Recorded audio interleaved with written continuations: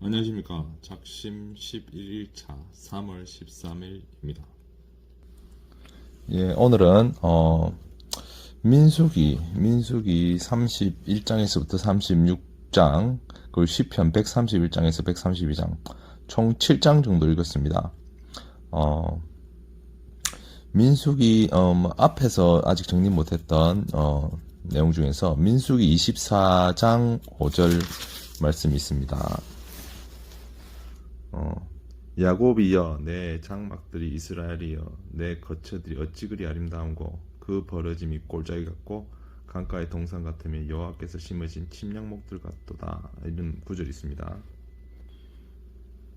20장 21절에는 야곱의 허물을 보지 아니하시며 이스라엘의 반역을 보지 아니하시는도다. 여호와 그들의 하나님이 그들과 함께 계시다. 이 구절에서 하나님은 유대인들이 원망할 때 노여워하고 채찍질 하시고 막 이런 모습을 많이 보여주셨지만, 실제로 다른 민족보다 야곱의 자손들 유대인들을 아름답고 뿌듯하게 바라보는 모습을 볼 수 있었습니다. 우리가 하나님을 제대로 믿고 믿는다면, 그리고 하나님 또한 저희들을 좀 훈계하고 채찍질 할지 모르지만 또 우리들을 그렇게 또 뿌듯하게 바라보실 수도 있겠죠.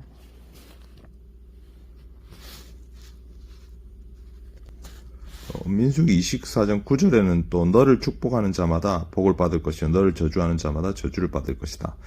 이 부분도 그렇게 일맥상통합니다. 제가 아시는 목사님도 돈 한 푼 없이 돈 정말 6천만 원 들고 개척교회 시작하셨는데 정말 어렵게 한 10년 신도들도 없었어요. 신도도 가족하고 한두 명. 그런데 그분이 지금 되게 좀 잘 사십니다. 부자가 됐다는 소리는 아니고요. 자녀들 다 이제 좋은 데 취직하고, 첫째 아들 같은 경우는 좋은 집안하고 좀 결혼도 하고 해서요. 참 안정된 삶을 살고 계십니다. 평생 하나님만 믿고 산 것밖에 없는데, 따로 일을 하시거나 사모님이 좀 일하셔서 생활비를 버시겠지만, 따로 목사님이 하신 것도 없어요. 그런데도 또 삶이 그렇게 안정되어 가는 모습을 보면서, 하나님을 믿는 자를 어떻게 챙기시는가, 그걸 저는 또 느낀 적이 있습니다. 이 이야기는 나중에 한번 구체적으로 좀 이야기를 드려볼게요. 다음에 민수기 21장부터 22장은 모압 왕 발락이 이스라엘 민족이 너무 강성해지니까 선지자 발람에게 이스라엘을 저주해달라는 요청을 합니다. 하지만 하나님이 발람에게 그렇게 하지 말라고 하시죠. 그래서 발람은 어쩔 수 없어서 하나님으로부터 도망치려고 나귀를 타고 가는데 나귀가 말을 듣지 않습니다. 그러자 발람이 나귀를 때립니다. 나귀가 동물인데도 발람에게 말을 합니다. 내가 너에게 평생은 진짜 헌신을 하였는데 왜 나를 때리느냐, 이렇게 하는 구절이 있습니다. 그리고 맨 마지막 구절에 뭐냐면 22장 23절에 나귀가 만일 돌이켜 나를 피하지 아니었다라면 내가 벌써 너를 죽이고 나귀는 살렸으리라. 그러니까 하나님 말씀이거든요. 그러니까 우리가 삶을 살 때 이것이 왜 일어나는가 하면서 왜 나에게 이렇게 어려운 일이 일어나는가 하지만, 시간이 지나면 또 그게 나를 살리는 길이 되기도 하였습니다. 그래서 선지자 발람이 말 듣지 않는 나귀에게 화를 내었지만, 사실은 그 나귀가 말 듣지 않음으로써 발람이 어떻게 보면 목숨을 살리는 그런 내용이 있습니다. 그 다음에 민수기 27장 5에서 6절은요, 딸만 있는 지파에서 하나님께 모세에게 간구하여 하나님께 기도해달라고, 하나님과 말씀해달라고 합니다. 딸만 있어도 그 몫을 받아야 되겠다고. 그래서 모세가 하나님께 간구하고 하나님은 그 말이 옳다. 그래서 그 딸만 있는 지파에게 그 몫을 떼어주라고 합니다.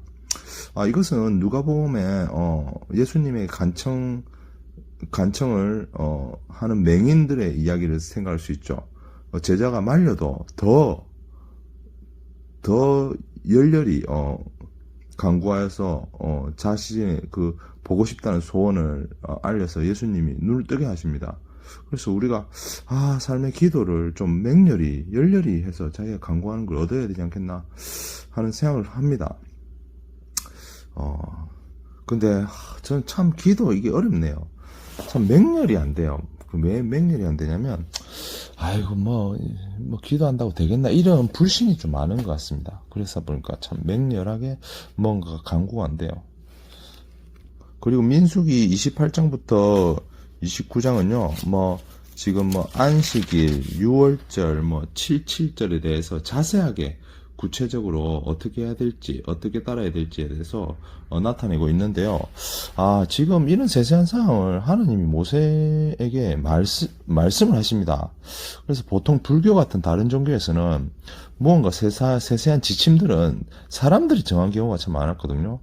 그런데 성경에서 제가 레위기나 민수기를 보면 제사용품, 기념일, 어떻게 해야 되는지, 각종 질병, 각종 재물들은 어떻게 처리해야 되는지, 살인자, 심지어 살인자는 어떻게 처리해야 되는지, 아니면 과부나 이런 여러 가지 세세한 사안들을 하나님께서 모세에게 말씀을 하셔서 했다라고 합니다. 그래서 지키기를 요구하거든요. 그래, 이런 부분들이 참, 이 성경이 분명히 사람이 있었을 텐데, 이 내용들은 그럼 그 사람들이 서로 지어내서, 쓴 내용이 아닐까. 그런 의구심이 들기도 합니다. 저는 이런 참 의구심이 참 하나님에 대한 종교생활 제대로 하지 못하는 것 같아요. 그게 탁 가로막고 있는 것 같습니다. 참 안타까운 일이죠. 그러니까 저의 의구심과 교만이 어떻게 보면 신성함에 가지 못하는 큰 걸림돌인 것 같습니다. 오늘 평가를 하자면 오늘은 나름 평가는 O입니다. 잘했습니다. 회식이 있어서 술을 먹지 않고 1차만 하고 왔거든요. 그래서 조금 다른 것도 좀 지키려고 노력했는데, 그래서 O인데, 근데 내가 다른 사람들 앞에서 보면 내가 내 처지가 좀 초라하고, 옷도 좀 많이 초라하게 입고, 보시다시피 입고 다니다 보니까 많이 위축되고, 나는 왜 이럴까? 이런 생각이 많았습니다. 다른 사람들은 즐겁게 웃고 있는데, 제 마음속은 전쟁터 같거든요. 과연 이 작심 촬영도 얼마까지 할까? 솔직히 모르겠습니다.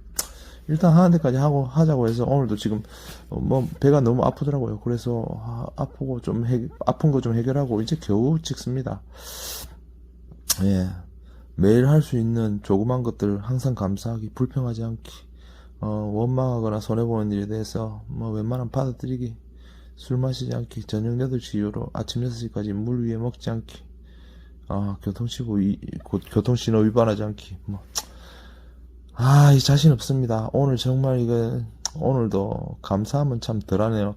평가는 오지만, 제가, 이 감사함은 덜하는 모습을 보면서, 참, 다시 부정적으로 바뀌고 있음을 느낍니다. 민수기 30장 1, 2절의 말씀으로 마무리하고 싶습니다. 여호와의 명령이 이러하니라. 사람이 여호와께 서원하였거나 결심하고 서약하였으면 깨뜨리지 말고 그가 입으로 말한 대로 다 이행할 것이라. 저도 하나님께 어떻게 보면 마음속으로 약속한 바가 있어서 성경 3번 읽기나 이 천일 이 작심은 아니고요. 성경 3번 읽기나 이렇게 긍정적으로 살기 이런 걸 하지만 참 쉽지 않네요. 사람의 이 생각 습관이라는 것도 참 쉽지 않은 것 같습니다. 어쨌든 참 자신 없고 이 동영상이 곧 이제 오래가지 못한 것을 먼저 저 말씀드리고요. 뭐 제대로 뭐 실천되지 못하다면 죄송하다는 말씀 드립니다. 어쨌든 오늘 하루 고생하셨습니다. 감사합니다.